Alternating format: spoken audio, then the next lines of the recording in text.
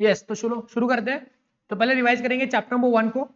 So what was chapter number 1? That is the nature of auditing, nature scope of the auditing. Yes or no? So what all things that we have seen in this chapter is that first one is what? The definition of audit. So remember that this revision is also very important from exam point of view. Okay, whatever you are revising should be revised from this only and from your notebook. Okay, whatever things are there in chapter number 1, all the things I tried to cover in this chart. So first we have seen the definition of audit. So what is the definition of audit? The audit is an what? Independent examination of what? Come on. Financial information of any entity, whether profit oriented or not, irrespective of its size and legal form, when such examination is conducted with the view to expressing an opinion thereof. Okay, उसके बाद देखा what are the objective of audit? What are the objective of audit? To obtain the reasonable assurance and to report on financial statement. तू कुछ लेना है, कुछ देना है, क्या लेना है? Reasonable assurance. किस चीज का? That the financial statement as a whole are free from material misstatement and to report on the financial statement and communicate it to required by the standards on auditing. Yes or no? उसके बाद हम देखा what are the types of audit? दो प्रकार के audit होते हैं। एक प्रकार का होता है which is required by law, जिसको हम लोग क्या बोलते हैं? Statutory audit. स्टैट्यूटरी ऑडिट मतलब स्टैट्यूटरी ऑडिट, और एक होता है क्या बोलो?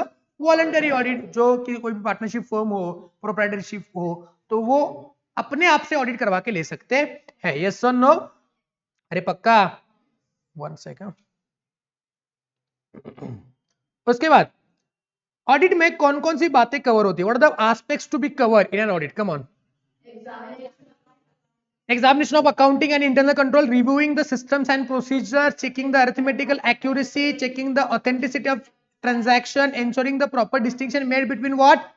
Capital and revenue, comparison between the balance sheet and with the underlying records, verification of title existence and TEV of what? Assets, verification of liabilities, results shown by P&L account true and fair and audit of a body corporate confirming that statutory requirement have been complied. तो इसके मैंने आपको 3-4 point बोले तो आपको याद रखने, आप अपने हिसाब से याद कर सकते हो। एक पॉइंट जो आपको याद रह सकता है एग्जाम पॉइंट ऑफ व्यू से, वो क्या है बोलो? मैं आपके यहाँ पे arithmetical accuracy, examination of accounting and internal control. याद रखो, सारी बातें याद करना मुश्किल है, अपने दिमाग पे इतना भरोसा मत रखो, धोखा दे देगा। किसी पे भी इतना भरोसा मत करना, धोखा मिलेगा ही मिलेगा आपको। ठीक है, तो 4-5 पॉइंट ऐसे लगा लो जो आप याद कर सकते हो एग्जाम के लिए। ठीक है, तो पहला पॉइंट यहाँ पे याद रखेंगे, that is accounting and internal control, examine, check the arithmetical accuracy. उसके बाद you will check what? Distinction between capital and revenue. उसके बाद TEV of assets, verification of liability. तो असेट और लायबिलिटी, असेट के बारे में टीईवी और वेरिफिकेशन ऑफ लायबिलिटी। तो ये एक हो गया, ये हो गया एक point, point number 1, point number 2, point number 3, point number 4, point number 5, point number 6। ये 6 पॉइंट आप याद रखेंगे। बाकी पॉइंट आप याद रखना चाहते हो तो अपने हिसाब से रख दो, नहीं रखना चाहते हो तो ये 6 पॉइंट याद रख के आप एग्जामिनेशन में जा सकते हो। एग्जाम में सवाल है aspects to be covered in an audit. उसके बाद उसके रिलेटेड और एक सवाल था, आपको अगर याद है? हाँ जी बोलो। स्कोप ऑफ ऑडिट, यस और नो? तो what are the scope of audit? बोलो come on. Okay, covers the reasonably all the aspects. तो ये principal aspects to be cover था, और ये क्या है? स्कोप है।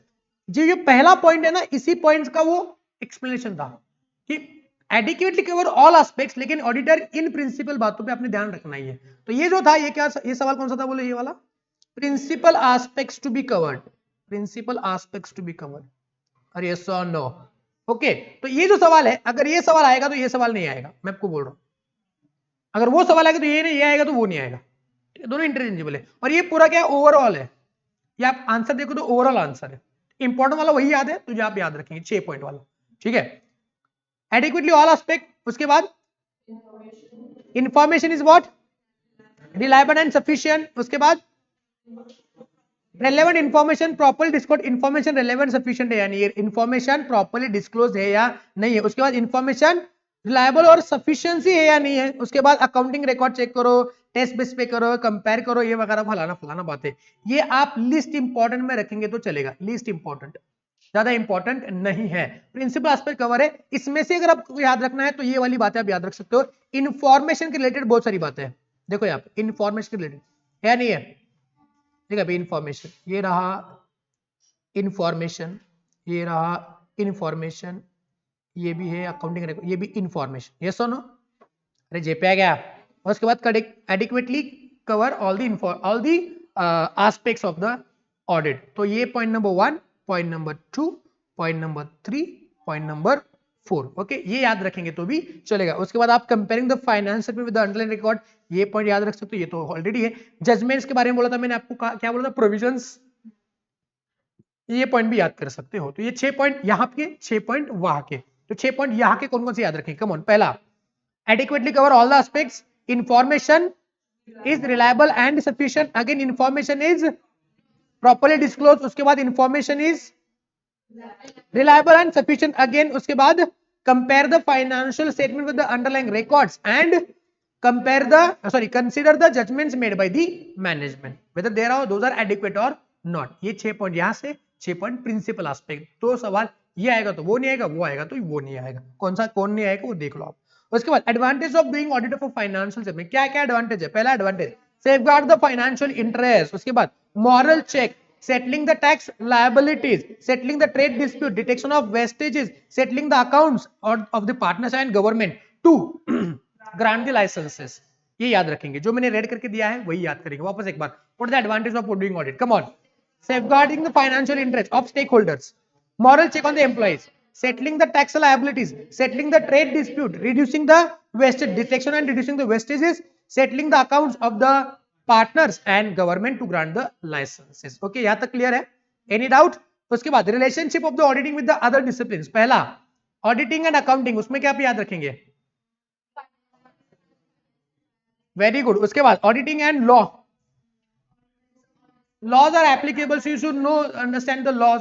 ओके, कौन कौन सा लागू है। उसके बाद auditing behavioural sciences, knowledge about human behaviour. इतना जो मैंने आपको यहाँ पे लिखवा के दिया ना, उतना ही याद रखो, बाकी कुछ याद करने की जरूरत नहीं है। ऑडिटिंग एंड स्टैटिस्टिक, उसके लिए आप क्या याद रखेंगे?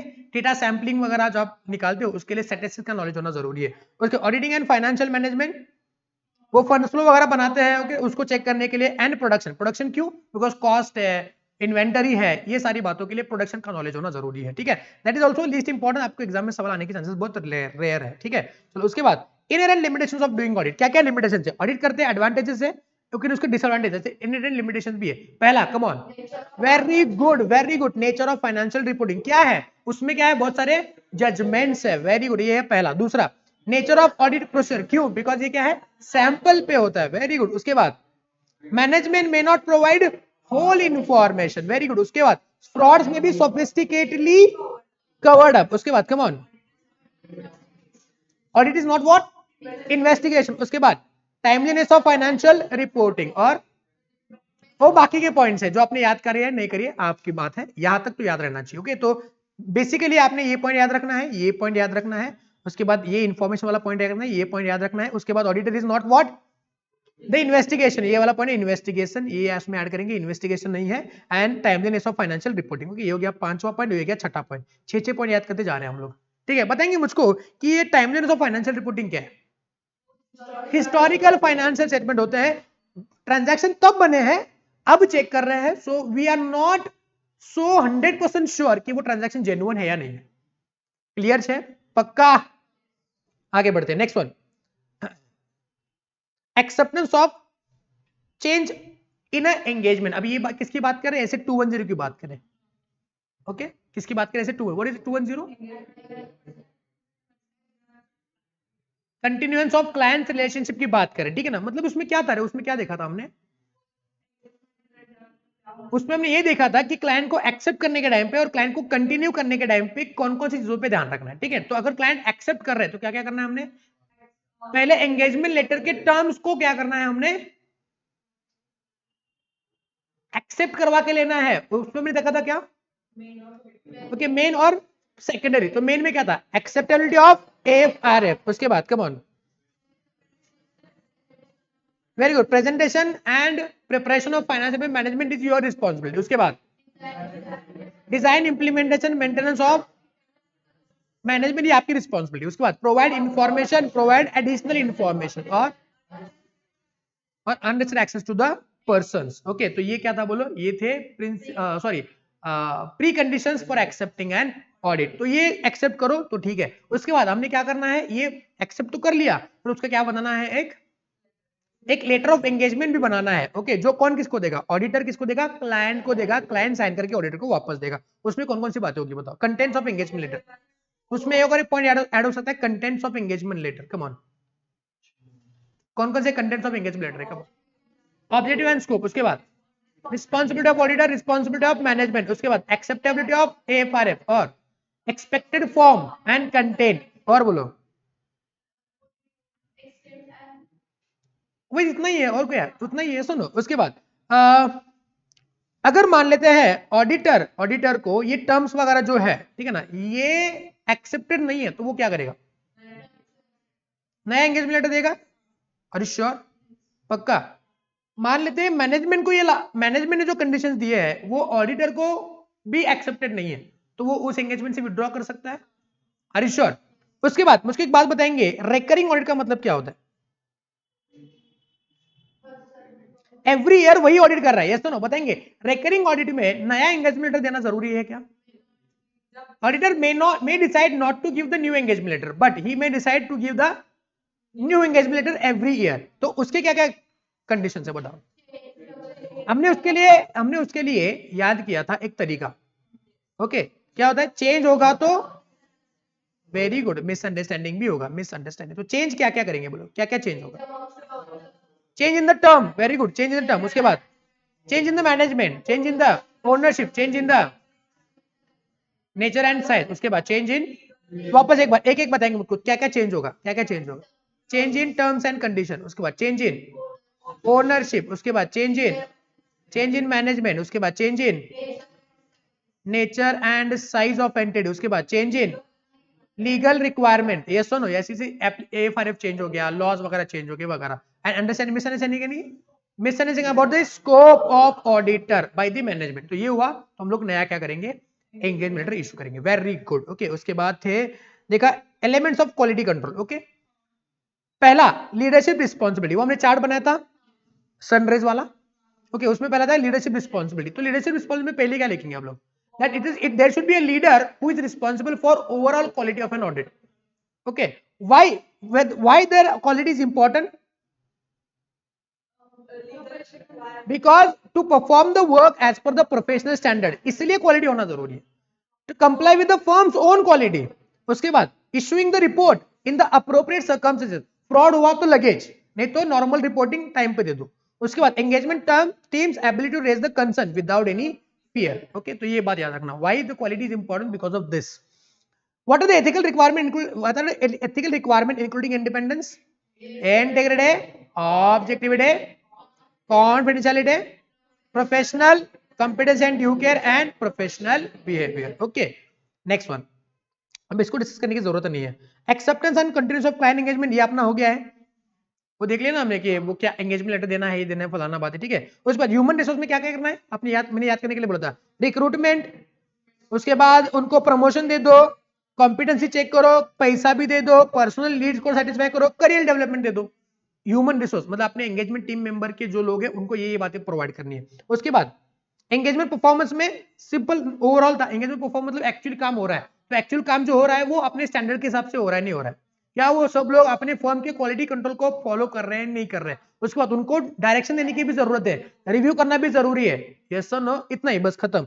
मॉनिटरिंग में सेम बात है, बस मॉनिटरिंग के एंगल से लिखो, खत्म बात। ओके, तो आपको एग्जाम में सवाल है, यानी कि रेयर चांसेस है, कौन सा सवाल, डायरेक्टली होलसेल सवाल कि ये वाला elements of system quality control, ये होलसेल सवाल आने का चांसेस बहुत रेयर है, बिकॉज इसमें जो पॉइंट्स है उसमें रिटेल सवाल आने के चांसेस ज्यादा है। कौन कौन सा इंपॉर्टेंट है इसमें? इसमें से मुझको जो इंपॉर्टेंट लग रहा है ये वाला है, कौन सा, ये वाला, that is the ethical requirement including independence. हाँ जी, हाँ इंडिपेंडेंस है ना, बाद में है इंडिपेंडेंस, ये इंपॉर्टेंट है अपने लिए। कौन सा? एथिकल रिक्वायरमेंट, ये अपने लिए इंपॉर्टेंट है, ठीक है ना। ह्यूमन रिसोर्स पे आया तो आया सवाल, ये इंपॉर्टेंट है, ठीक है। अरे ओके, बाकी कुछ पे ये कहा सकता है आपको, एंगेजमेंट परफॉर्मेंस नहीं आएगा। हाँ ये वाला क्लाइंट्स एक्सेप्टेंस एंड कंटिन्यूस, ये आया तो आया, तो ये तीन इंपॉर्टेंट है इसमें से, इसमें रिटेल सवाल बन सकता है, तो इसके ऊपर थोड़ा ध्यान देंगे आप लोग, ठीक है जी। चलो, उसमें एक पॉइंट था इंडिपेंडेंस वाला, यस और no, ethical requirement including independence, दिख रहा है आपको स्क्रीन पे। तो इंडिपेंडेंस का मतलब क्या होता है? यू शुड बी अनबायस्ड और biased, you should be unbiased. तो अनबायस्ड कब होंगे? जब वो माइंड में एज वेल एज अपीयरेंस में। अच्छा, माइंड में है मतलब क्या है? Without any what, being affected by any influence. Example के तौर पे सीनियर मैनेजमेंट का एक बार अंडर इन्फ्लुएंस है। उसके बाद अपीयरेंस में मतलब avoid such circumstances which third party would reasonably conclude that auditor's integrity, objectivity, professional skepticism has been compromised। देखो ये याद रखना है, वेरी इंपॉर्टेंट थिंग। एग्जाम में सवाल है और आपने यही वर्ड को लिखा ना तो 4 मार्क किधर गए नहीं आपके। अपना घर का खेती वहां पे लगाओगे तो 1 या 2 मार्क, मैक्सिमम 2 मार्क मिल सकते हैं, नहीं तो 1 ही मार्क मिलेगा आपको। बाकी जो मैंने आपको बोला है याद करने के लिए वही याद करेंगे, ठीक है। अरे ओके। तो उसके बाद लिमिटेशन ऑन स्कोप। अगर मान लेते हैं आपके स्कोप के ऊपर लिमिटेशन आया तो आप क्या करेंगे बोलो। अगर बिफोर है तो छोड़ेंगे, और अगर बाद में है तो आस्क द रीजन। यस और नो, आस्क द रीजन। उसके बाद लोअर लेवल ऑफ अश्योरेंस और unable to obtain sufficient and appropriate audit evidence. उसके बाद कम्युनिकेट टू टीसीडब्ल्यूजी और मॉडिफाई ओपिनियन, और lastly withdraw from the engagement. Okay, तो यही बात है, बस ऑडिट की भाषा में यहाँ पे लिखा है, ठीक है। उसके बाद क्या इंडिपेंडेंस को थ्रेट हो सकते हैं? थ्रेट कौन कौन से थ्रेट? पहला सेल्फ इंटरेस्ट थ्रेट। अच्छा, सेल्फ इंटरेस्ट मतलब क्या? डायरेक्ट फाइनेंशियल इंटरेस्ट और indirect financial interest. Very good. Self review threat, review of judgement made during previous assignment, भले वो ऑडिट हो या नॉन ऑडिट हो, अकाउंटिंग वगैरह। अरे समझे नहीं समझे? Advocacy, advocacy auditor is what? Representing the client in front of any authorities वगैरह, उसको बोलते हैं एडवोकेसी थ्रेड। उसके बाद familiarity threat, long association with the client. Yes और no? Former partner being the director of the company, close relative of audit team is a senior position. Yes और no? Long association, acceptance of significant gift and hospitality. याद आ रहा है नहीं आ रहा है? Intimidation threat, threat of replacement, threat of replacement. Okay, ये होता है क्या? Intimidation threat. तो उसके लिए हमने याद किया था क्या बोलो?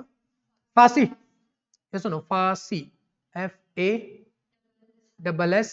फांसी। F stands for familiarity threat, A stands for advocacy threat, S stands for self interest, self review and intimidation threat। तो फांसी याद रखना है इसमें, ठीक है। उसके बाद थ्रेट्स है, लेकिन क्या उसके लिए कुछ सेफगार्ड्स भी है। क्या क्या सेफगार्ड्स है बताओ? That he should be independent, not only in mind but also in the appearance. उसके बाद he should maintain the integrity, objectivity, professional scepticism. उसके बाद चेक करो कि कुछ थ्रेट है या नहीं है तो ट्राई टू एलिमिनेट दैट, और अगर वो एलिमिनेट नहीं हो रहे तो एक्सेप्ट मत करो। उसमें एक पॉइंट रहेगा यहाँ पे लिखने का, professional scepticism. What is professional scepticism? Attitude of what? Attitude of what? Questioning mind. और बोलो attitude of disbelief. Very good. और being alert to the condition which possibly result into the material misstatements और critical assessment of audit। तो ये बड़ी important है, critical assessment of what? finance statement of audit evidence, financial statement of audit evidence। Clear है? ये देखो कितने समय में रिवाइज हुआ? माइट बी 18 मिनट में रिवाइज हुआ चैप्टर नंबर 1। ऐसे थोड़े बहुत चैप्टर्स 15-20 मिनट में रिवाइज करेंगे तो आपका रिवीजन कितने समय में हो जाएगा? बोले एग्जाम के पहले ये चार्ट अगर आपके सामने है तो कितने समय में रिवाइज हो गया? अरे एग्जाम के पहले दिन 4 बार रिवाइज करेंगे अपने पूरे ऑडिट के सब्जेक्ट को। यस और नो? अरे जेप्या। ओके चलो, सो हम लोग आगे बढ़ेंगे चैप्टर नंबर 2 के साथ। क्लियर है?